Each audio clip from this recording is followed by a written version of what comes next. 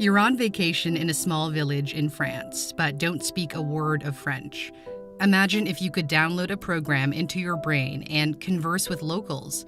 And what if you could later remember that trip in perfect detail? In the future, you'll be able to save and replay memories. This is obviously sounding increasingly like a Black Mirror episode. Elon Musk says you will even be able to store your memories as a backup and then download them into a robot body.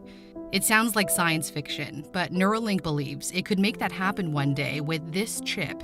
It's a brain-machine interface, or BMI, a device that connects your brain to a computer. But before chasing these superhuman goals, Neuralink is focused on one thing: ending human suffering.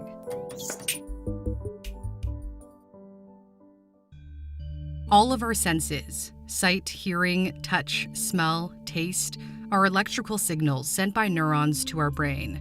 But sometimes the signals are not wired correctly. Neuralink wants to rewire the circuit so that the paralyzed walk, the blind see, the deaf hear, as well as treat other neurological disorders such as depression, insomnia, Alzheimer's.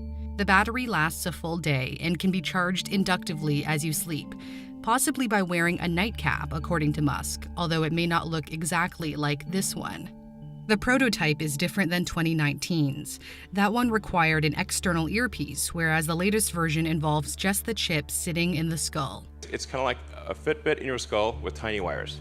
The wires, or threads, are 10 times thinner than human hair and represent electrodes. The electrodes figure out what's happening in the brain by reading the signals sent by the neurons and then stimulating as many neurons as possible. This technology is not new, but what makes Neuralink drastically different from other neural interfaces is that it will insert significantly more electrodes to stimulate neurons on a scale never seen before. As a comparison, Utah Array is considered one of the best BMIs out there right now and has been used to study conditions like epilepsy. It has around 100 electrode channels, whereas the current version of Neuralink has more than 1,000 and possibly much more in the future. Also, the threads are thinner and more flexible, greatly reducing the risk of piercing blood vessels and potentially causing catastrophic damage. But that doesn't mean humans are capable of the precision required for surgery.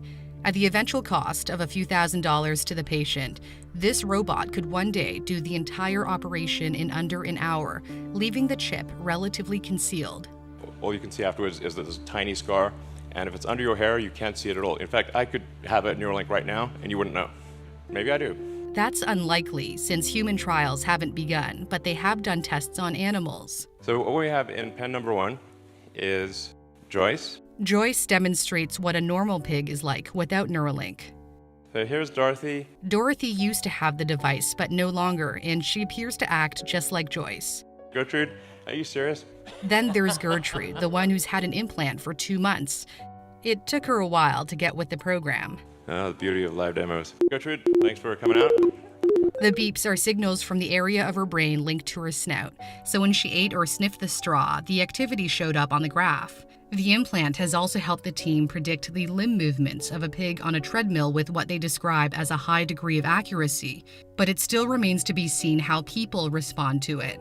Neuralink has to get a stamp of approval from the U.S. Food and Drug Administration to start human trials geared toward helping those with spinal cord injuries control a computer. We will make this as safe as possible. Just as with Tesla, while it is legally possible to ship a 1-star car, the only cars we make are 5 stars. We actually maximize safety, and we'll take the same approach here at Neuralink.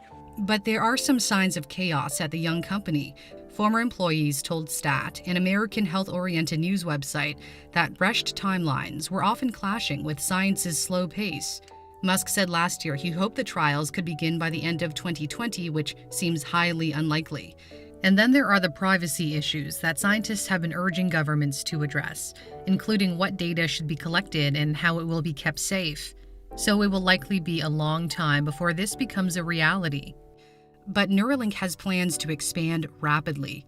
At its headquarters in Fremont, California, it has a massive space but only 100 employees.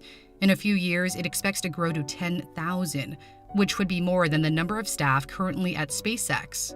Although the scientists and engineers will continue to work toward curing brain disorders, that's not the main reason Musk created Neuralink. He has repeatedly spoken of the fear that humans will be overtaken by artificial intelligence, based on the hypothesis that if AI becomes super intelligent, it could be difficult or impossible for humans to control and potentially result in our extinction. So his solution is to sync up the human brain with AI and create a symbiotic relationship. Symbiosis refers to the art of living together. We see this in nature, in the mutually beneficial relationship between sea anemone and clownfish, for example. The anemone provides shelter for the fish, while the fish provides it nutrients and protects it from other predators. In the same way, humans and AI can grow together. Although Musk has many ambitious projects on the go, this one seems different than the others. SpaceX wants to build a city on Mars, changing where we live. The Boring Company is building underground tunnels, changing how we travel. But Neuralink is changing us, making us in many ways superhuman. The future's going to be weird. And that may be an understatement. Thanks so much for watching. I'm Cindy Palm. So would you ever get the Neuralink implant? If not, why not? And if so, what capability would you want to see the most? Let me know your thoughts. You can leave them in the comments section below. If you like what you saw, give it a like. And as always, don't forget to subscribe to my new channel. A big shout out goes out to my patrons as well. I'll see you soon.